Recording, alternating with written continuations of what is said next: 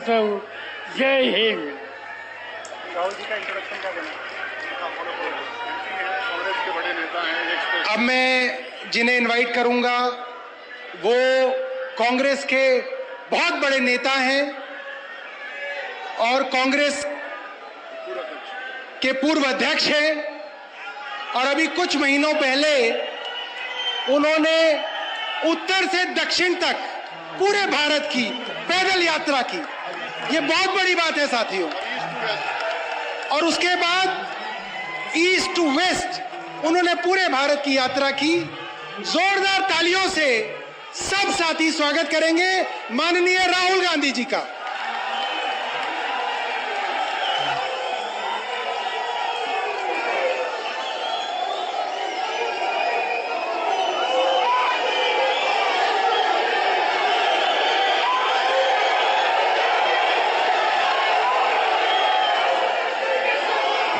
Stage पे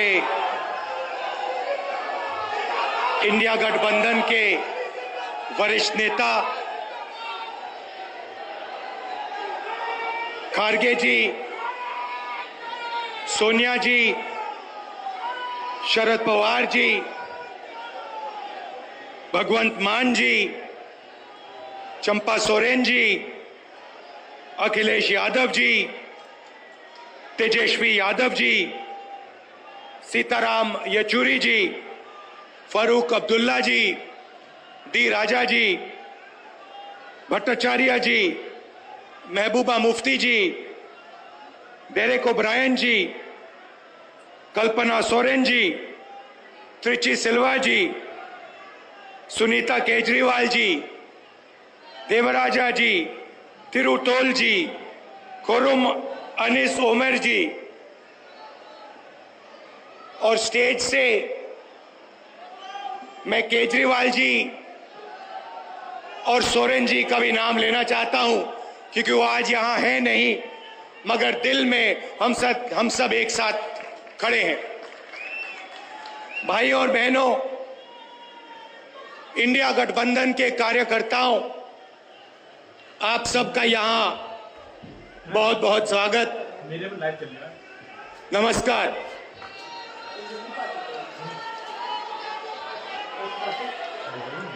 आजकल IPL के मैच चल रहे हैं, देखते हो आप लोग। मैच फिक्सिंग शब्द सुना है आपने? सुना है? जब बेईमानी से एम्पायर पर दबाव डालकर प्लेयर को खरीदकर कैप्टन को डराकर मैच जीता जाता है। क्रिकेट में उसको मैच फिक्सिंग कहा जाता है। हमारे सामने लोकसभा का चुनाव है। अंपायर किसने चुने? नरेंद्र मोदी ने। हमारी टीम में से मैच शुरू होने से पहले 2 खिलाड़ियों को अरेस्ट करके अंदर कर दिया। तो भाई और बहनों, ये जो चुनाव हो रहा है, नरेंद्र मोदी जी इस चुनाव में मैच फिक्सिंग करने की कोशिश कर रहे हैं। ये जो उनका 400 सीट का नारा है, ये बिना ईवीएम के, बिना मैच फिक्सिंग के, बिना सोशल मीडिया और प्रेस पर दबाव डालकर खरीदकर, ये 180 पार नहीं होने जा रहा है। सब मिलाकर आप देखिए, कांग्रेस पार्टी विपक्ष की सबसे बड़ी पार्टी है। हमारे सारे के सारे बैंक अकाउंट बंद कर दिए गए हैं। चुनाव के बीच में देश की सबसे बड़ी ऑपोजिशन की पार्टी के सारे के सारे अकाउंट बंद कर दिए। हमें कैंपेन चलाना है, हमें लोगों को प्रदेशों में भेजना है, पोस्टर लगवाने हैं। सारा का सारा जो हमारे रिसोर्सेज हैं, बैंक अकाउंट बंद कर दिए गए। तो ये कैसा चुनाव हो रहा है? नेताओं को धमकाया जाता है, पैसे देकर सरकारों को गिराया जाता है, नेताओं को जेल में डाला जाता है। केजरीवाल जी को, सोरेन जी को ये पूरी की पूरी मैच फिक्सिंग करने की कोशिश की जा रही है। और ये मैच फिक्सिंग सिर्फ नरेंद्र मोदी नहीं कर रहे हैं, ये मैच फिक्सिंग नरेंद्र मोदी और हिंदुस्तान के 3-4 सबसे बड़े अरबपति मिलकर कर रहे हैं। यह सच्चाई है। और यह मैच फिक्सिंग क्यों हो रही है? भाई और बहनों, इसका सिर्फ एक लक्ष्य है कि हिंदुस्तान का संविधान, जिसने इस देश के गरीब लोगों को भविष्य दिया, सपने देखने का हक दिया, उस संविधान को हिंदुस्तान के गरीब जनता से के हाथ से छीनने के लिए यह मैच फिक्सिंग की जा रही है। और मैं आपको बताना चाहता हूं कि जिस दिन यह संविधान खत्म हो गया, उस दिन यह हिंदुस्तान नहीं बचेगा। इसको पुलिस से, धमकी से नहीं चलाया जा सकता है। यह जो संविधान है, हिंदुस्तान की जनता की आवाज है, हिंदुस्तान के दिल की धड़कन है। इसको जिस दिन खत्म कर दिया गया, उस दिन यहां पे हिंदुस्तान नहीं बचेगा। अलग अलग स्टेट हो जाएंगे, हिंदुस्तान नहीं बचेगा। यही इनका लक्ष्य है। ये सोचते हैं कि संविधान के बिना धमकाकर, डराकर police, CBI, ED, income tax department के साथ देश चलाया जा सकता है। ये सोचते हैं मीडिया के बिना देश चलाया जा सकता है। आप मीडिया को खरीद सकते हो, आप मीडिया को दबा सकते हो, आप मीडिया के रिपोर्टर्स का मुंह बंद कर सकते हो, मगर आप हिंदुस्तान की आवाज को नहीं दबा सकते हो। इस आवाज को कोई नहीं दबा सकता। दुनिया में कोई ताकत नहीं है जो इस आवाज को दबा सकती है। भाइयों और बहनों, बीजेपी के एमपी ने कहा कि जैसे ही हम चुनाव जीतेंगे, मैच फिक्स करके 400 सीटें जीतेंगे, वैसे ही हम संविधान को बदल देंगे, संविधान को रद्द कर देंगे। ये ऐसे ही नहीं बोला गया, ये टेस्ट करने के लिए, आइडिया टेस्ट करने के लिए बीजेपी के एमपी ने बोला है। ये लड़ाई संविधान को बचाने की लड़ाई है। जैसे अखिलेश जी ने कहा, संविधान चला जाएगा, गरीबों के हक चले जाएंगे, आरक्षण चला जाएगा, और जो आपका धन है, गरीबों का धन है, किसानों का धन है, मजदूरों का धन है, वो 5-6 लोगों के हाथ में चला जाएगा। नोटबंदी की, जीएसटी लागू किया। मुझे बताइए, जीएसटी से, नोटबंदी से किस गरीब व्यक्ति को फायदा हुआ? किस छोटे दुकानदार को फायदा हुआ? किस किसान को फायदा हुआ, किस बेरोजगार युवा को फायदा हुआ? किसी को नहीं। 40 साल से सबसे ज्यादा बेरोजगारी हिंदुस्तान में आज है। 1% लोगों के पास हिंदुस्तान का पूरा धन, 22 लोग हैं, जितना धन उतने उनके हाथ में है, उतना ही धन 70 करोड़ लोगों के हाथ में है। ये संविधान को क्यों मिटाना चाहते हैं? क्योंकि आपका धन जो है आपसे छीनना चाहते हैं। मैंने जाति जनगणना की बात की, किसानों के एमएसपी की बात की, युवाओं को रोजगार देने की बात की। यही देश के सामने सबसे बड़े मुद्दे हैं। मगर एक बात याद रखिए, अगर आप लोगों ने पूरे दम से वोट नहीं दिया तो इनकी मैच फिक्सिंग कामयाब हो जाएगी। यह आप भूलिए मत।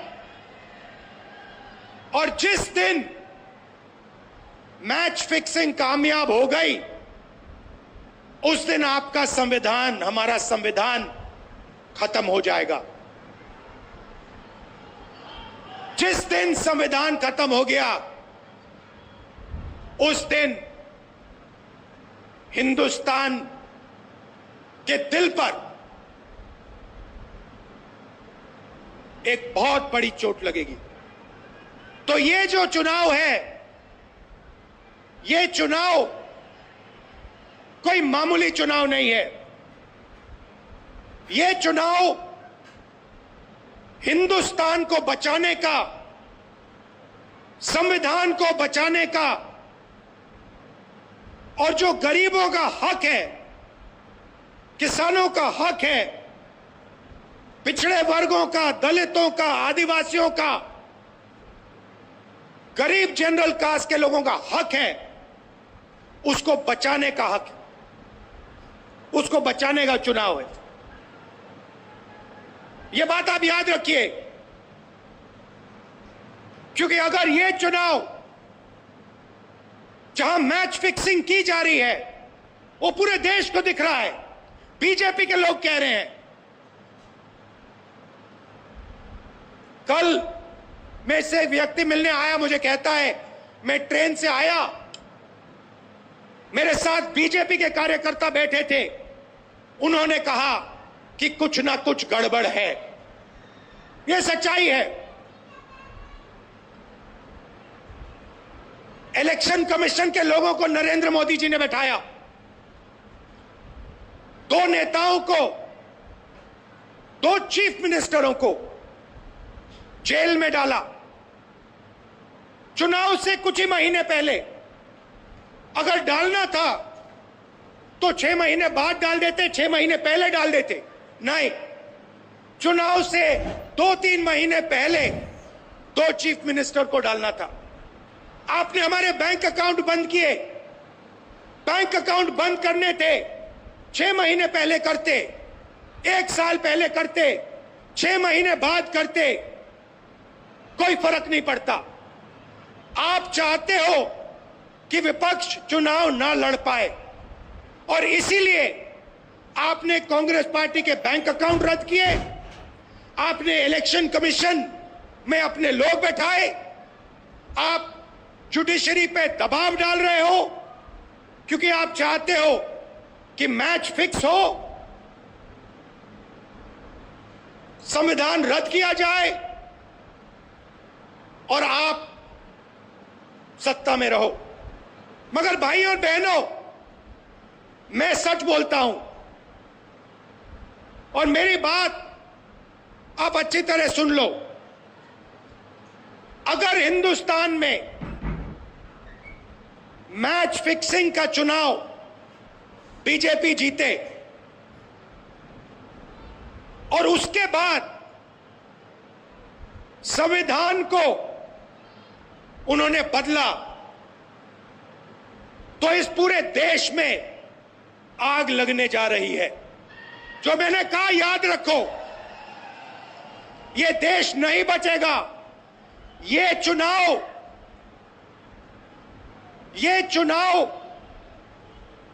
वोट वाला चुनाव नहीं है। ये चुनाव हिंदुस्तान को बचाने वाला चुनाव है, संविधान की रक्षा वाला चुनाव है। धन्यवाद। जय हिंद।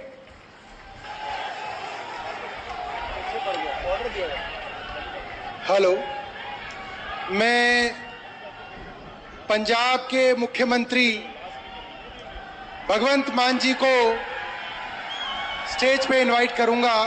जोरदार तालियों से स्वागत कीजिए। बहुत बहुत धन्यवाद, बहुत बहुत शुक्रिया। सबसे पहले इंडिया गठबंधन के सभी वरिष्ठ नेताओं का, सीनियर नेतागण का मैं बहुत तहे दिल से धन्यवाद करता हूं कि आज उन्होंने अरविंद केजरीवाल जी के जेल में डालने के विरोध में यहां आके हमारा हौसला बढ़ाया। एक बार मैं तालियां चाहूंगा आपकी तरफ से भी। मैं कोई स्पीच नहीं देने वाला हूं, मैं बहुत जूनियर हूं, बहुत ही सीनियर लोग बैठे हैं, लेकिन इतना मैं कहूंगा कि लोकतंत्र खतरे में है, देश का लोकतंत्र खतरे में है। इनको ये लगता है कि ऐसे हम चला लेंगे, डंडे से चला लेंगे। ये देश किसी के बाप की जागीर नहीं है। ये 140 करोड़ लोगों का देश है। ये आजादी हमें शहीद आजम भगत सिंह, राजगुरु सुखदेव, मदन लाल ढींगरा, करतार सिंह सराबा, चंद्रशेखर आजाद जैसे हजारों योद्धाओं ने अपनी जवानी में गले में फांसी के रस्से लटका के ये आजादी हमें दी है। ये इनके किसी बाप दादे की जागीर नहीं है। क्या समझते हैं ये? इसको भी अंदर कर दो, इसको भी अंदर कर दो। जो अस्पताल बनाता उसको अंदर कर दो, जो स्कूल बनाता उसको अंदर कर दो, कांग्रेस पार्टी के खाते फ्रीज कर दो, किसी के नेता फ्रीज कर दो। ऐसे जीत लोगे? हम वो पत्ते नहीं हैं, हम वो पत्ते नहीं हैं जो शाख से टूट कर गिर जाएंगे। आंधियों को कह दो अपनी औकात में रहें। समझते क्या है ये? अरविंद केजरीवाल को अंदर कर दो, हेमंत सोरेन को अंदर कर दो, इसके घर ईडी भेज दो, इसके घर इसकी एमपीशिप कैंसिल कर दो, इसका घर छीन लो। अरे मालिक तुम हो, इन घरों के मालिक तुम हो। इन घरों की मालिक 140 करोड़ जनता है। कोई पता नहीं किस घर में लोगों ने किसको पहुंचाना है। ये गलत फहमी में है। हुकूमत वो करते हैं जिनका दिलों पर राज होता है। यूं कहने को तो मुर्गे के सर पे भी ताज होता है। आज सुनीता जी, आज कल्पना जी बैठे हैं, सोनिया जी बैठे हैं। मैं नमस्कार करता हूं, नमन करता हूं कि इन्होंने इतने दुख झेले, इन्होंने क्या क्या नहीं देखा अपनी जिंदगी में, आंधियां तूफान झेले, लेकिन फिर भी इतने हौसले वाले बैठे हैं और आपके साथ है। आपका प्यार जो है सबसे बड़ी ऑक्सीजन आपका प्यार है। ये तालियां किसी को ऐसे नहीं मिलती। किसी को दिहाड़ी दे के मोदी मोदी करवाना बहुत इजी है। जब कोई दिल से बोलता है ना, वो बात असर रखती है। जब दिल से बोलता है, ये देश के टुकड़े टुकड़े करना चाहते हैं, जैसे राहुल जी कह रहे हैं। ये देश को नफरत की आंधी में लेके गए हुए हैं। ये सीएए लेके आए। मैं पार्लियामेंट में था, मैं एमपी था तब। मैंने कहा जी मुझे बोलने का मौका दीजिए। कहते नहीं जी। मैंने कहा जी 30 सेकंड। कहते जी, मैंने कहा जी 30 सेकंड। कहते 30 सेकंड में क्या बोलोगे? नहीं। मैंने कहा जी 20 सेकंड। कहते 20? मैंने कहा हाँ। स्पीकर साहब कहने लगे आपका समय शुरू होता है अब। तो मैंने 20 सेकंड में बोला। मैंने कहा लंबे सफर को मीलों में मत बांटिए, कौम को कबीलों में मत बांटिए। एक बहता दरिया है मेरा भारत देश, इसको नदियों और झीलों में मत बांटिए। अरविंद केजरीवाल को तो गिरफ्तार कर लोगे, लेकिन उसकी सोच को कैसे गिरफ्तार करोगे?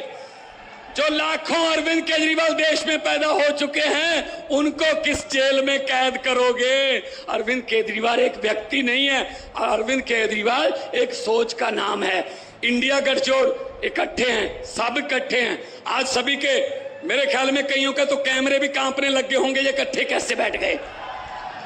ये चाहते नहीं हम इकट्ठे बैठे, कभी ये इधर से कभी इधर से कोई अफवाह। लेकिन मैं ये कहना चाहता हूं सबको कि आओ इकट्ठे हो जाएं और इन भ्रष्टाचारियों को कह दो, भगवंत मान ने बोला था, इन भ्रष्टाचारियों को कह दो कि जितने मर्जी इकट्ठे कर लो पैसे, हीरे, मोती, मगर ख्याल इतना रहे कफन पे जेब नहीं होती, कोई पैसा साथ नहीं जाएगा। लूट लो देश को, कितना लूटना है। गरीबों की बद्दुआएं ना लो, गरीबों की बद्दुआएं ना लो। हर बात पे झूठ चल रहा है, हर बात पे जुमला चल रहा है, झूठ पे झूठ, जुमले पे जुमला। अभी जुमले बनाने वाली फैक्ट्रियां चल रही हैं, अभी आने वाले दिनों में आपके पास नए नए जुमले आएंगे, यकीन मत करना। मैंने तो पार्लियामेंट में बोल दिया था, मैंने कहा जी 15 लाख की रकम लिखता हूं तो कलम रुक जाती है, 15 लाख की रकम लिखता हूं तो कलम रुक जाती है, काले धन के बारे में सोचता हूं तो स्याही सूख जाती है। हर बात ही जुमला निकली। मोदी जी, अब तो ये भी शक है, क्या चाय बनानी आती है? मुझे लगता चाय भी नहीं बनानी आती होगी, जिस किस्म का झूठ चल रहा है। दोनों हाथ ऊपर खड़े करके 2 नारे लगा दीजिए, इनकलाब, इनकलाब, भारत माता की, वंदे